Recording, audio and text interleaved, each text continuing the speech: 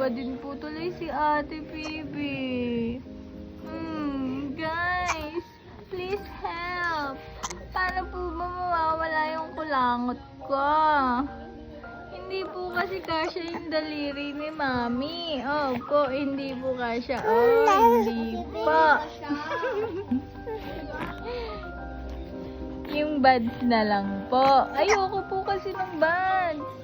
Nakakatching po ako sa buds. Bye-bye ka na. Bye. Bye-bye na. Bye. Suplado yarn. Bye.